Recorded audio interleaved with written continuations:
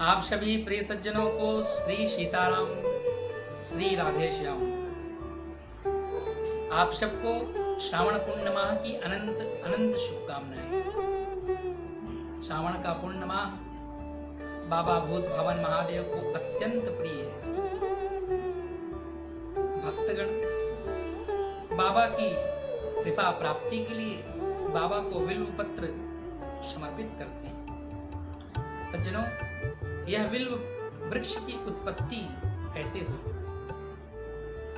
एक समय मां महालक्ष्मी ने भगवान नारायण से कहा, प्रभु आप का प्रेम मुझे सदा सर्वदा प्राप्त रहे। आपके श्री चरणों में मेरी अनुराग बनी रहे। आपसे मेरा वियोग कभी ना हो प्रभु, इसके लिए आप मुझे उपाय बताएं। भगवान मुस्कुराए। भगवान नारायण ने कहा, देवी इसके लिए तुम्हें तपस्या करनी होगी। मां ने कहा, प्रभु किनकी तपस्या करनी होगी?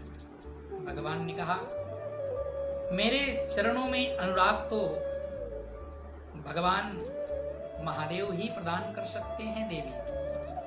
आपको भगवान भूत भावन महादेव की आराधना करनी होगी। मां चाहती तो तुरंत कैलाश जाकर के भगवान से वर प्राप्त कर सकती थी, परंतु आराधना करके, तपस्या करके भगवान भूत भावन महादेव स्वयं प्रकट होकर के आपको वरदान दे तो वो अलग बात है, वो अलग विषय है। मां ने आराधना प्रारंभ कर दी। सज्जनों, बहुत समय व्यतीत हो गए। मां रोज भगवान की पूजा अर्चना करती। एक दिन मां के मन में संकल्प हुआ कि मैं बाबा भूतनाथ आशुतोष महादेव जी को 1000 कमल पुष्प समर्पित करूंगी। और यह मन में भाव हुआ। मां ने 1000 कमल पुष्प एकत्रित किए और आराधना में बैठ गई, अर्चन करने लग गई। बाबा ने लीला की और 2 पुष्प चुरा लिए। हरदम हमारे नटखट गोपाल को ही दोष ना दिया करें। समय आने पर भी सब चोरी कर लिया करते हैं। यहाँ बाबा लीला कर रहे हैं। 2 कमल के पुष्प बाबा ने चुरा लिए। जब अर्चन मां कर रही थी, 2 कमल के पुष्प नहीं मिले तो मां चिंतित हो गई। मां ने कहा, क्या करूं? अगर वह चाहती तो संकल्प मात्र से कमल के पुष्प समर्पित कर सकती थी, परंतु आराधना के समय बात करना, इशारे करना, आसन से उठना या किसी तरह अपने शक्ति का प्रयोग भी करना वर्जित है। मां विचार करी। उनको याद आया कि भगवान नारायण उनके पयोधर को कमल पुष्प की उपमा देते हैं। मां ने सोचा, जब प्रभु मेरे पयोधर को कमल पुष्प की उपमा देते हैं तो मैं इन्हीं को बाबा भूतनाथ को समर्पित कर देती हूं। मां ने अपने पयोधर भगवान भूतनाथ को समर्पित किए। जैसे ही अपने पयोधर मां ने समर्पित किए, बाबा भूतनाथ माता पार्वती के साथ वहां प्रकट हो गए। मां महालक्ष्मी तो अपने स्वरूप में आ गई, परंतु मां ने जो पयोधर समर्पित किए थे उसे बाबा भूतनाथ ने अमृत से सिंचन किया और वही श्रीद्रुम वृक्ष हुआ, जिसे कलयुग में बेल पेड़ कहते हैं। श्री वृक्ष वही है, बेल वृक्ष वही है, और सिरदुम भी उन्हीं का नाम है। भगवान ने प्रसन्न होकर के मां को वरदान दिया, और भगवान भूत भावन की तपस्या मां ने की, इसलिए भगवान महादेव का महा मां लक्ष्मी में जुड़ गया, और तब से माता को महालक्ष्मी कहते हैं। बिल्व वृक्ष की अद्भुत लीला है, अद्भुत रहस्य है। बिल्व के पत्र में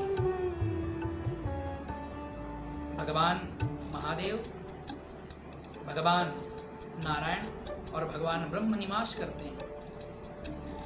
बिल्व पत्र के दाहिने ओर भगवान नारायण का वास होता है, बिल्व पत्र के बाएं ओर भगवान ब्रह्म का वास होता है, और जो मूल में होते हैं वहां श्री महेश्वर निवास करते हैं। त्रिदलम त्रिगुणाकारम त्रिनेत्रम च त्रिधायुधम त्रिजन्म पाप संहारम बिल्वपत्रम शिवार्पणम। बिल्व वृक्ष मां लक्ष्मी से उत्पन्न हुआ, यह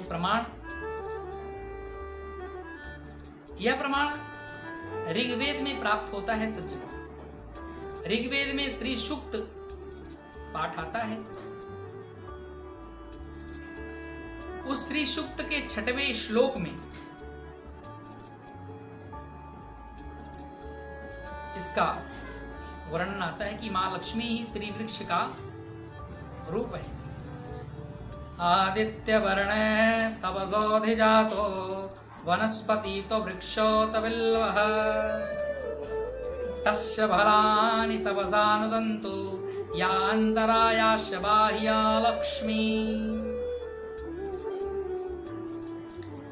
यह बिल्व वृक्ष मां का स्वरूप है। बिल्व वृक्ष का जो फल होता है सज्जनों, वो फल के गुदा को निकाल करके गाय के घी में मिश्रित करके अगर हवन किया जाए तो मां की विशेष कृपा प्राप्त होती है। फल ना मिले तो बिल्व पत्र को ही घी में डुबो करके हवन किया जाए तो मां की विशेष कृपा प्राप्त होती है।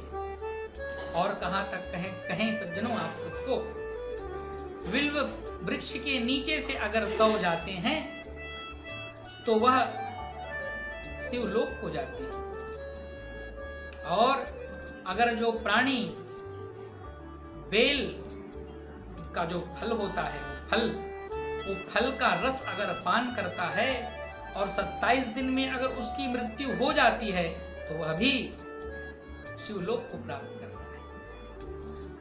बिल्व वृक्ष का बड़ा ही महत्व है। आप सब अपने जीवन में एक ना एक बार बिल्व वृक्ष अवश्य लगाएं, श्री वृक्ष अवश्य लगाएं, श्रीद्रुम वृक्ष अवश्य लगाएं। ये तीनों एक ही के नाम है। समय काल पे नाम पहले श्रीद्रुम श्री वृक्ष, अब बेल वृक्ष कहा जाता है। आप सबसे हमारा आग्रह है, श्रावण का पूर्ण माह चल रहा है, मंगलवार को छोड़कर आप बेल का जो वृक्ष है अवश्य लगाएं। बाबा भूतनाथ महादेव आप सब पे कृपा करें, ऐसी हमारी कामना। आप सबको श्री सीताराम, श्री राधे श्याम।